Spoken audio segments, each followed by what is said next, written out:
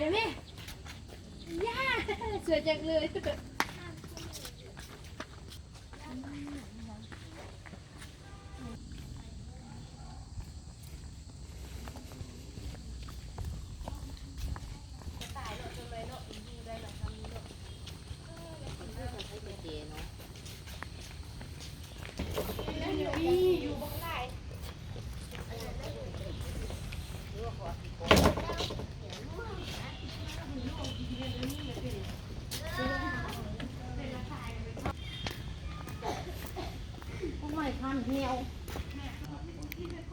น้ำผึ้งเมื่อยหลายตัวนี้นะไอซิจันเบิ่งเด้อน้ำผึ้งเมื่อยหลายบ่ไอซิจันเด้อเมื่อยบ่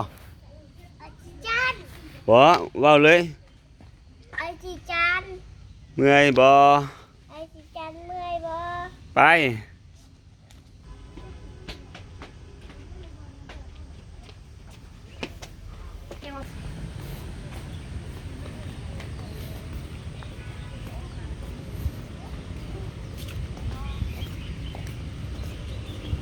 เนี่ยก็พูดไปเพื่อนคนละทีหน่อย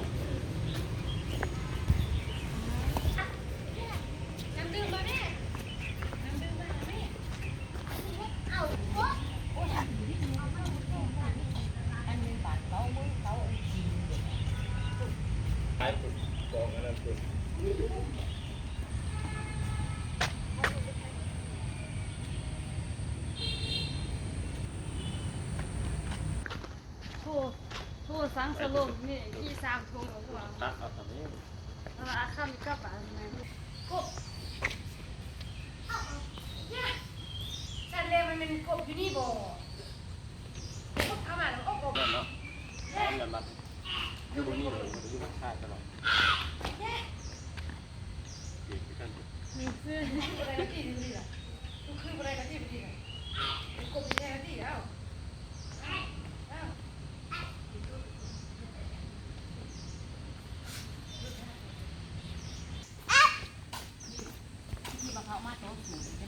ไม่ยาด้วยนี่ไม่ละเพื่อนเมียพุ่มเพื่อนตะวันนี้ไปลูกไปเข้าไปนี่เขาโป้งหนีลงกินอีพ่ออยากกินไอชอบกิน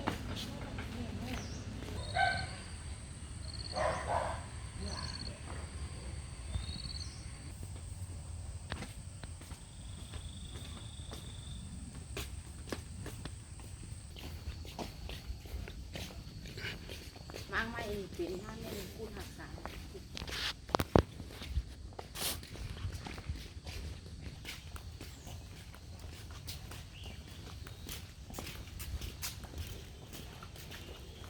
ขี่ผมเมนไอ้สั่งเอาเมนอุ่นนะคือมาปิดแม่เจ้าชีวิตเจ็บโอ้โหลูกชายเจ็บเต้นเราเอาใส่ดีลูกโคตรเนี่ยรวยตาเราดีซ้อมมีตลอด